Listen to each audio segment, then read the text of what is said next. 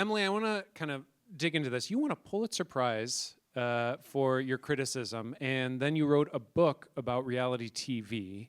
But this book was 20 years in the making, the original idea. Why reality television as the focus? And in the book, you refer to it as dirty documentary. So I wanted you to talk about that a little bit, too. Yes, it's true. I actually had thought about writing this book long before I was writing. I'm sorry. I forgot the main thing about microphones. Yeah, you're good. You're good. Which is that you need to turn them on. I had thought about writing a book about reality television a long time before I became a television critic at all, or for the New Yorker. Around the turn of the century, I was a freelance writer, and I had a very bad habit, which was while I was supposed to be working, I had started watching the first season of Big Brother in the United States, which was a completely new and strange thing that streamed online. I mean, this was very early in the internet, so there was nothing like that out there. And every morning I would get up, and while I was supposed to be doing my work, I would pull up in the corner of the screen a little square that had a bunch of IKEA bunk beds, and then I would watch all of the characters in California waking up. And so, as writers do, I decided that this was actually research, and that there must be some reason that I was watching this uncomfortable, embarrassing, disturbing, extremely compelling, to me, very new type of content that was coming online. And at the time, I got together with my now husband and another friend of ours, and we hadn't written any books, and we were having this conversation, and I said, you know, there's this weird new thing going on. There are all of these shows like Survivor and The Bachelor, and all of these shows have come out, and I was like, it seems like this really fresh thing. I'm gonna fly out to LA, and I'm gonna go on set, and I'm just gonna explore this kind of new Hollywood with all these dirty, weird characters, this kind of voyeurism, this modern technology. And my friend looked at me and he said, you better write that fast. Because his argument was essentially, this is a fad, it's gonna be over very soon. So basically I wrote this book in order to prove that I was right. Back in 2002 or 2003.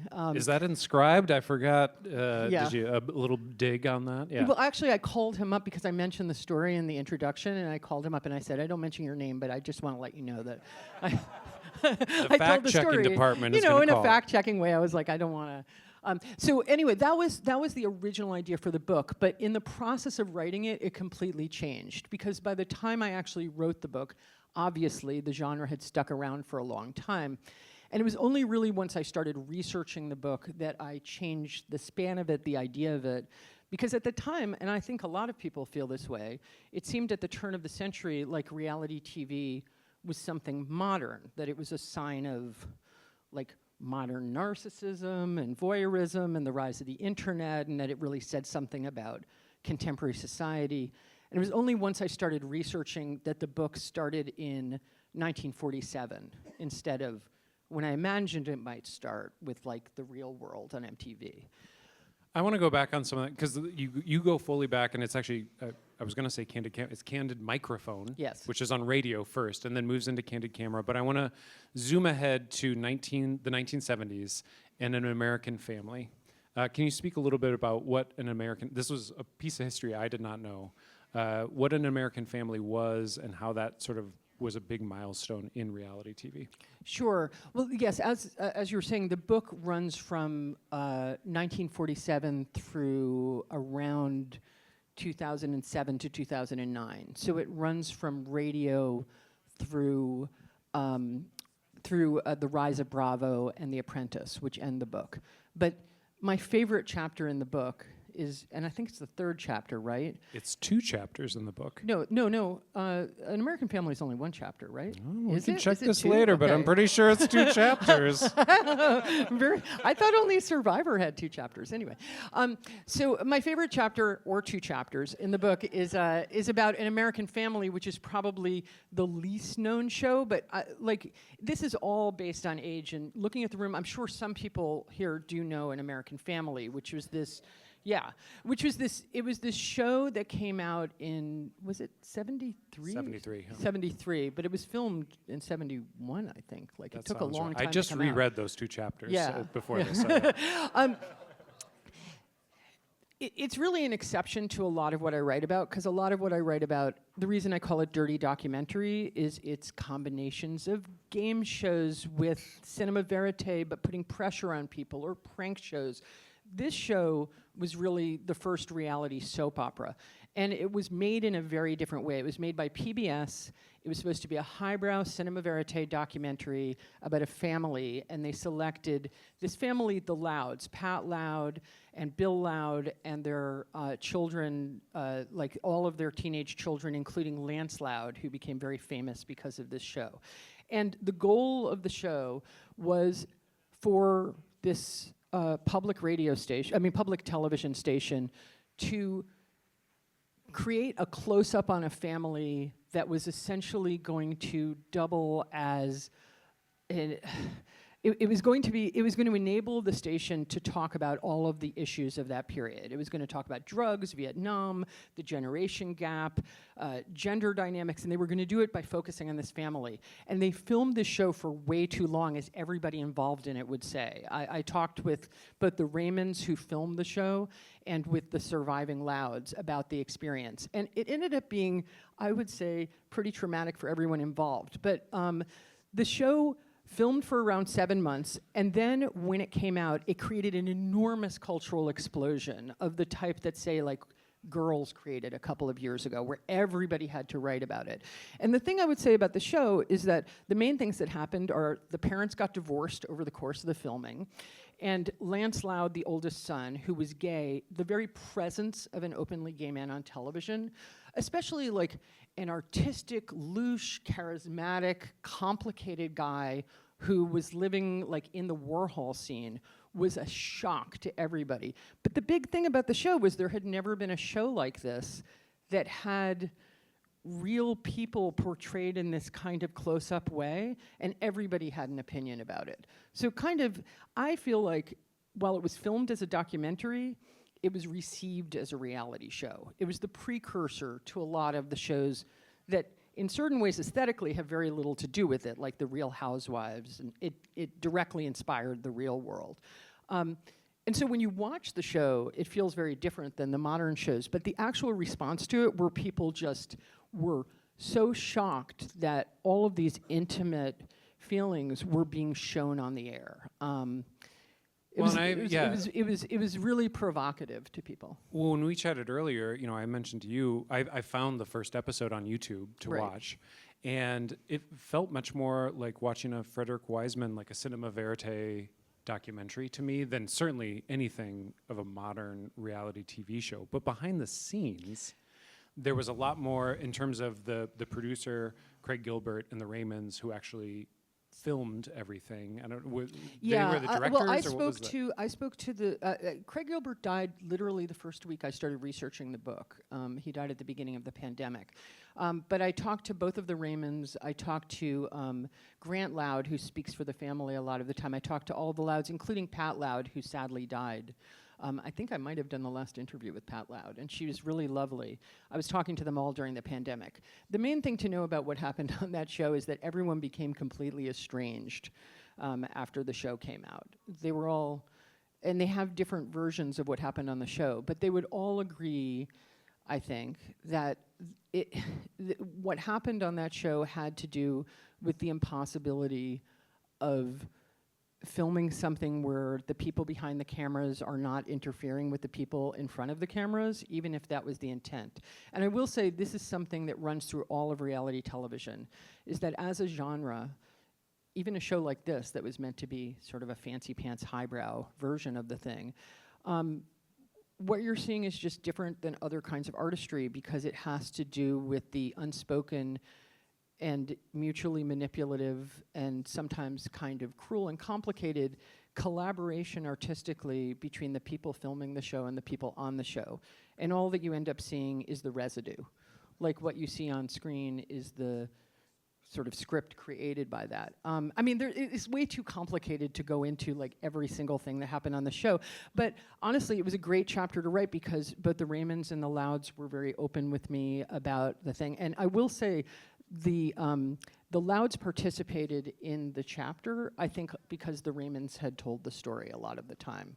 Like they wanted to have their version of it on the record. But anyway, I actually think it's worth looking up clips of this because it is a lost and important piece of history.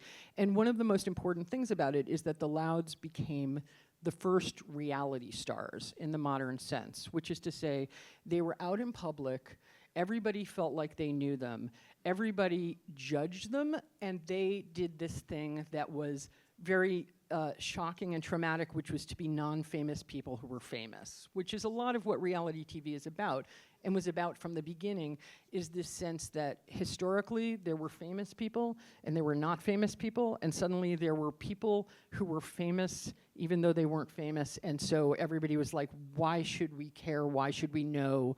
What kind of attention whores are you? I mean, that whole debate, and obviously people judging them for things that I think now people would feel differently about, including how dare you get a divorce, and judging Pat and Bill for even having a gay son. Can you talk a little bit about the critical response? Because it was pretty harsh and pretty cruel. Yeah, well, actually, I became obsessed with the people who had written critical pieces about this because a lot of them were major female journalists and commentators of the time, and they wrote these very cutting pieces about Pat and Lance. There was a huge piece in the New York Times Magazine, and the one thing they all had in common was that almost all of these women, who, by the way, included Nora Ephron, there was a bunch of different women, and they all wrote these kind of slashing pieces about the inappropriate, too much information qualities of an American family, and they all went on at one point or another to write a major memoir about the breakup of their own marriage. It was just like this crazy, I don't know if it was like a karmic curse or whether it was like a natural connection,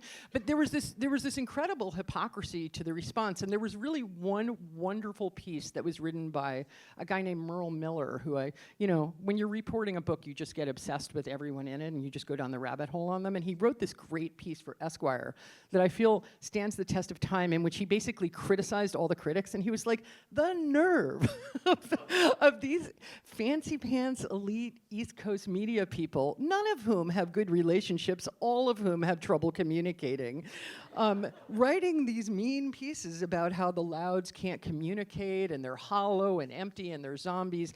And he was like, look, he felt about the show, he's like, you can't watch this without feeling things that you don't feel when you watch other kinds of art.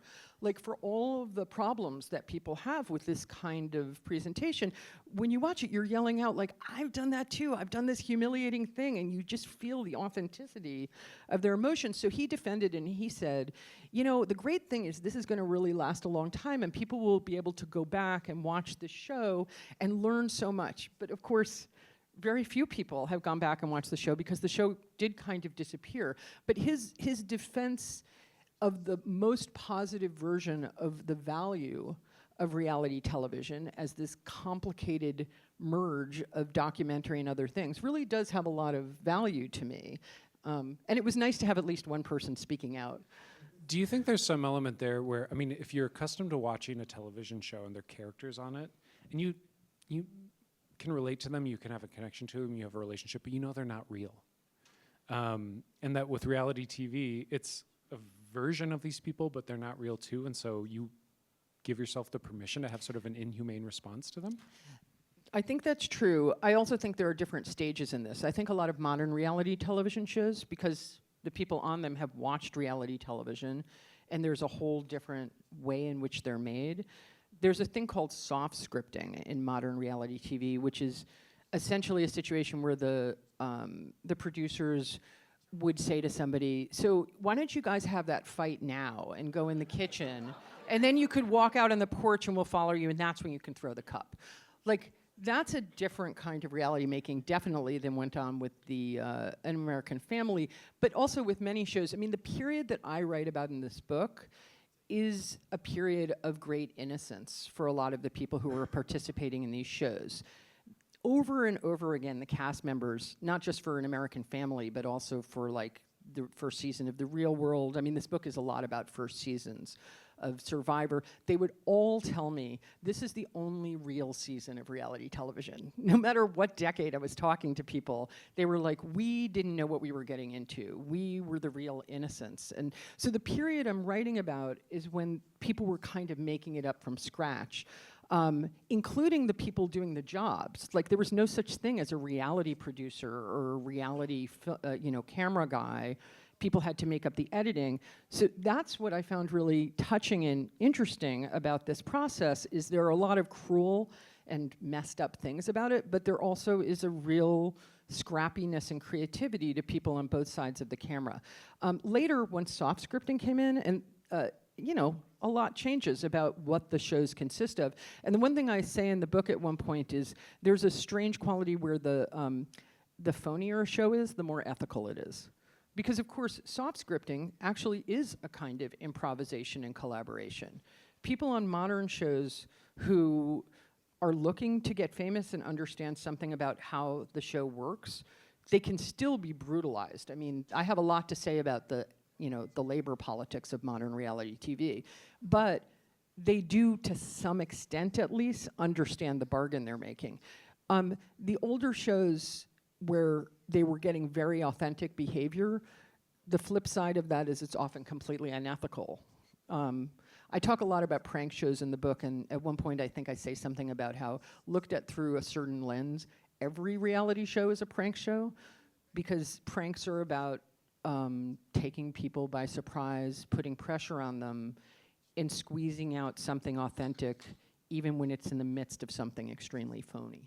For An American Family, can you talk a little bit about Craig Gilbert and his relationship with Pat Loud? Because, I mean, one thing that I remember is her talking about how, he'd come up and we'd stay up into the night and drinking Lafroig and... Look, there's so many complicated things what was going on there. Like, Pat and Bill had a marriage that was already in trouble when they started filming it. And yes, Pat and the creator of the show, I mean, he was very involved. He would fly out and he would hang out with the characters in ways that I think a lot of people would find at best unethical. They both had said that they didn't have an affair, and there were all of these rumors about that. But anyway, they certainly wouldn't be the only people who participated in a reality show where the producer or director of the show got involved in very unseemly ways with the people on the show. There are a couple of things that reoccur a couple of times in this book. One of them is about the incredible intimacy of the relationship between producers and the people on the show. The other one is actually about the characters on the show rebelling against the producers and literally trying to shut the whole thing down. That's the one thing where I don't think that ever did happen on An American Family. Like, they objected afterwards, but they did kind of float along.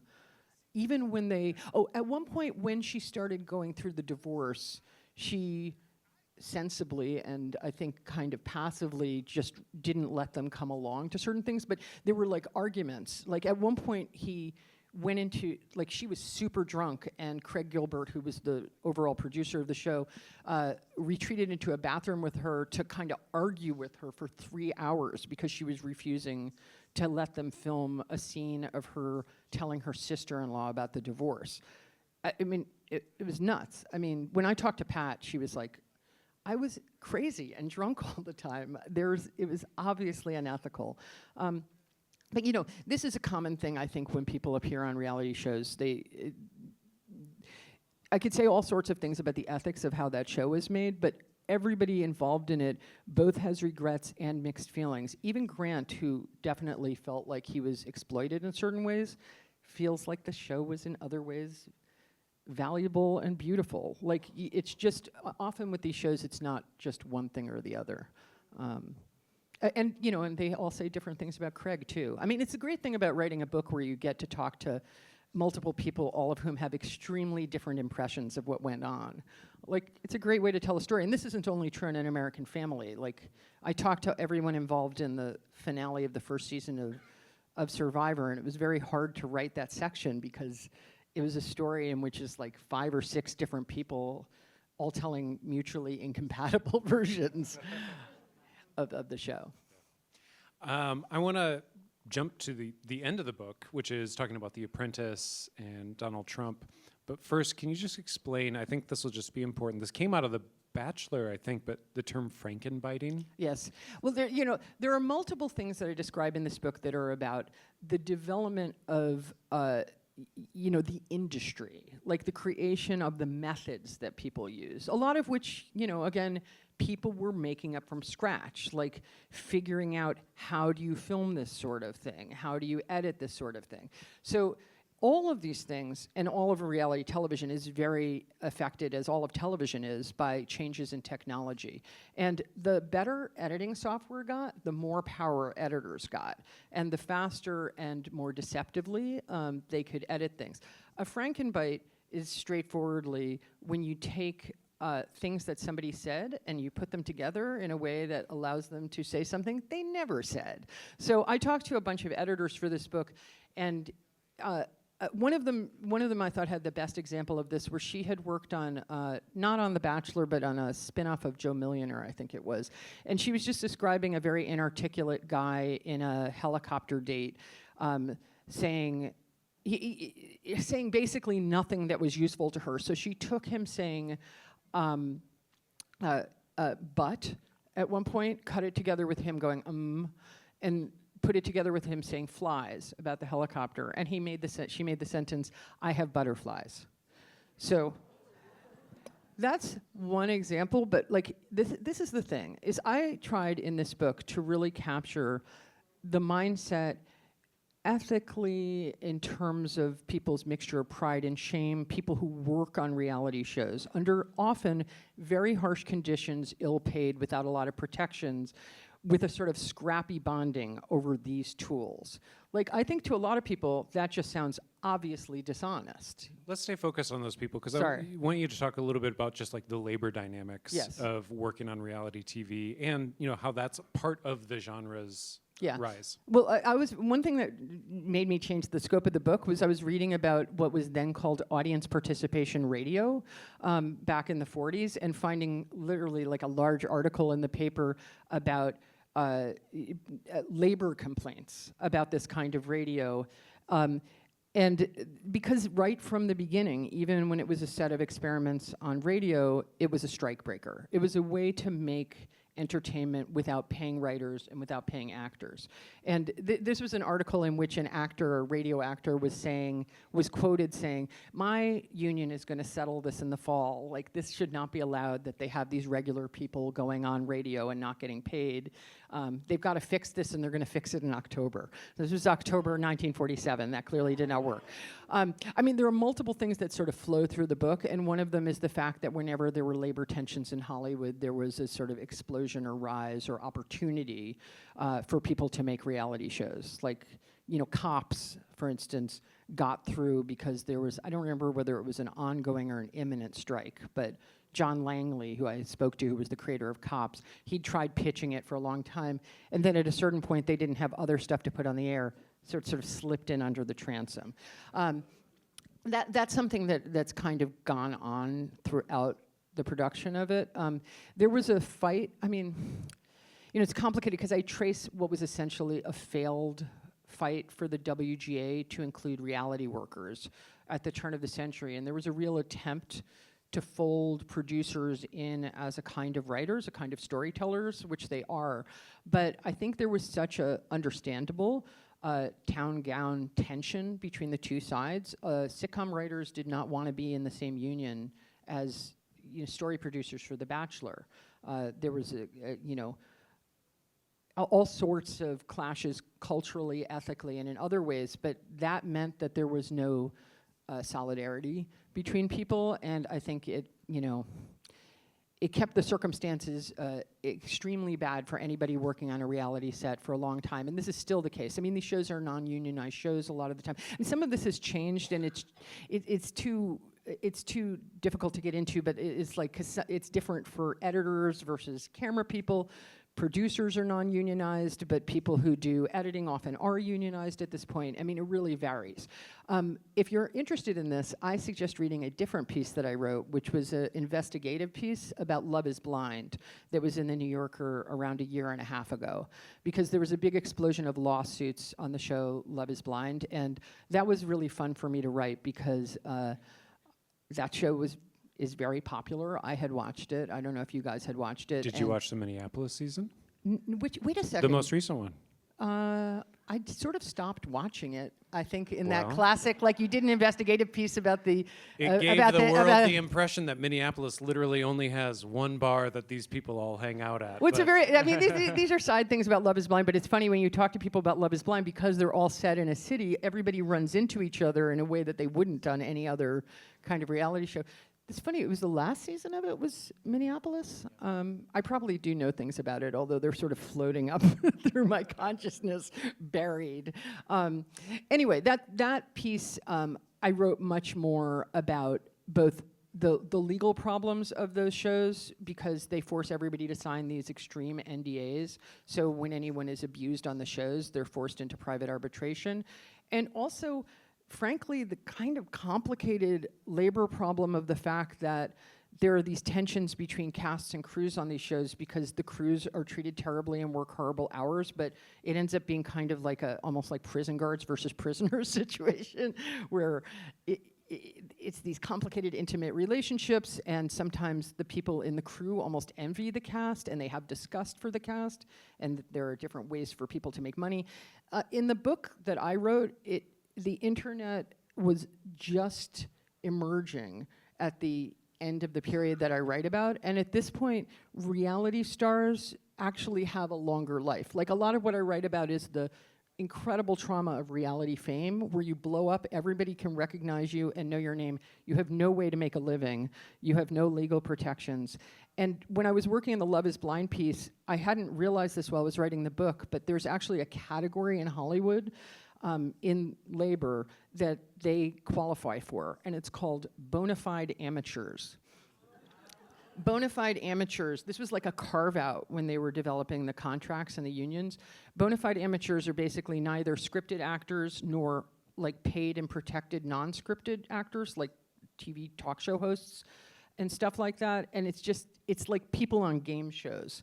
So it's sort of a deliberate thing where they just don't count. And frankly, a lot of people on reality crews also sort of don't count in Hollywood. So I think that the economic, ethical, and legal chaos of this, it doesn't help when you talk about the ethical problems with reality TV that it's actually an environment where so many people on both sides of the camera are unprotected. So I'm a big advocate for these lawsuits that are intended to blow up these contracts. And I'm an advocate of it for two reasons. One of them is I would like justice done. The other one is I would like to hear all the stories. So if they blow up these NDAs, I think people will understand much more about it. And I don't know from this crowd whether people here love or hate reality television. When I've been talking about the book, I often get people very strongly on both sides of that question. But for people who do watch it and are interested in it, I really want them to understand how it's made, because it deepens your understanding of what you're watching, and it encourages people to be not on the side of the networks and the producers who want to hide the reality of how it's constructed, but on the sides of the people who actually make the shows you're interested in. Let's make sure we talk about a piece of reality TV that is seemingly quite consequential. Yes. In politics and history. I suspect which show we're about to approach. Yes. Yeah. The Apprentice. Tell us about The Apprentice. How did it come together? Mark Burnett had the huge hit of Survivor and then moves into The Apprentice. How does that come together? How does Trump come into it? One thing I will say, just because I always say various undermining things about Mark Burnett, is he did have a huge hit with Survivor, but he did not create the show Survivor, which I trace in the book. I mean, he did not create that. He is a brilliant sales guy and producer, and I understand why he was so powerful. But it's a long story that goes all the way back to the creation of Survivor. But The Apprentice, I always was going to end the book with The Apprentice, for the obvious reason that is responsible for Trump being elected. I don't even think it's that complicated. A lot of people, I think it's one factor. I simply do not think he would have been elected president without the show.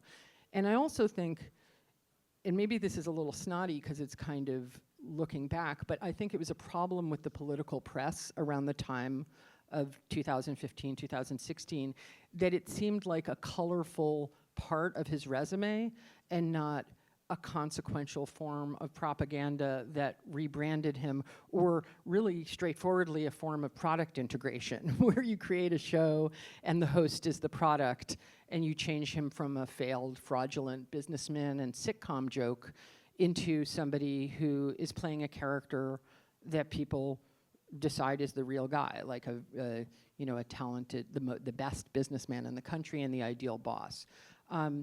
But the truth is, the other reason I ended the book with The Apprentice has nothing to do with Trump. It actually has to do with the fact that I felt like that show was part of the end of the first stage of reality creation. It was a show that combined the incredibly successful and frankly brilliant structure of Survivor, which is, to me, I actually wasn't that interested in Survivor when I started the book. By the time I ended it, I was like, this is like the car or the phone or something like that. That format, which has had so much influence.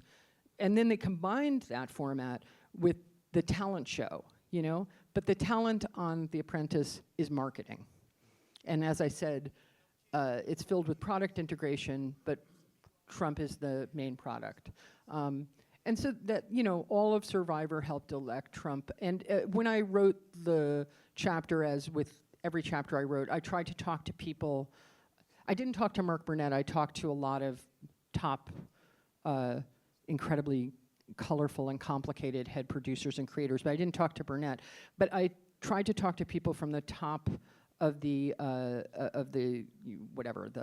hierarchy down to the lowest PAs, because you just learn so much more by talking to people all over.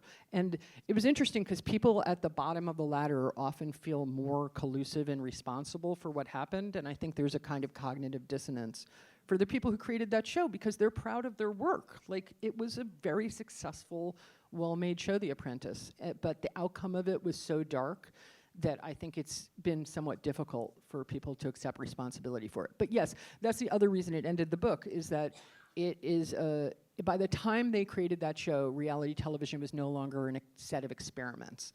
It was an actual genre with a real industry and a set of jobs that people knew how to do, were talented and skilled at, and it was on network television. So it had changed from I describe it sort of waxing and waning over time to something that was not going to go away and was not a fad. We're going to get to audience questions in just a minute, but I want to shift from reality TV, but stay on this aspect of TV culture and politics. Stephen Colbert's show has been canceled, will end in May. Jimmy Kimmel has had a lot of up and down, even from the time you and I talked, where he's now back on the air, and Sinclair and Nexstar are actually airing his show. And Jimmy Fallon appears to be about to release what seems to me to be almost like the second stage of The Apprentice. I don't know if you know about the show. No. I think it's called Branded, and it's Jimmy Fallon. I'm sorry. I didn't say Kimmel, did I? Did I say Jimmy Fallon? There's so many Jimmys, Yeah. It's hard to keep track of them. That's another subject. Jimmy Fallon, though, is what you're talking about. Jimmy yeah. Fallon. I'm sorry to throw it into your question. I apologize. No, he has a show called Branded where he's going to have a bunch. It's like a reality show where he has a bunch of contestants and they rebrand products. That's exactly what they did on. That's exactly what they did on The Apprentice, and they often lied about the products. It was a fraudulent thing, and I'm not a big fan of Jimmy Fallon, but to me, I'm like the contrast between him making that show and what's been going on with other people who speak out politically is just striking. I mean, do these late night hosts, do they have the influence? Do they actually move politics in a way? Well, first of all, I'm sorry, I'm touting other pieces I wrote, but the one piece that I'm almost the most proud that I wrote is in 2017, I wrote a piece called Tragedy Plus Time that's about Trump as a stand-up comedian. And it's about comedy and jokes and how they functioned in that election and it talks about all sorts of things that have to do with television and comedy. And I'm proud of it. I feel like it holds up, and I think that a lot of it is true. So it seems like a deep irony and a kind of understandable thing that comedians have been some of the most effective, powerful voices. Maybe it's because of the exact thing that Trump has thrived on, which is saying something and pretending it's both something he's saying and something that's a joke. You know, when you have that wiggle room in between, it allows for your rhetoric to have a kind of flexibility that gets it through. I mean, I don't really know how to explain all this. I mean, I am a huge, huge fan of Colbert, like back to Strangers with Candy. I just think he's a terrific. I've never been a big fan of, I mean, I don't have anything against him, but Jimmy Kimmel, he's not my thing. But this is, I mean, I think it encouraged people, right? Like that it's amazing that Sinclair and Nexstar have backed down. The syndicates have so much power. Were you surprised that he came back? No, I actually felt, I mean, this is just like a personal thing, but I was very upset when I first heard about what happened in the cancellation. I was like, this is a terrible sign. I mean, I was like, I'm happy. You're talking the cancellation of Colbert? Yeah, I was very upset about that also. And I went out with a bunch of journalists that night, and I was like, this is so damning, and it's so, you know, it's like part of the whole planning of this. It's Project 2025. It's, you know, what Putin did. It's like all of this stuff.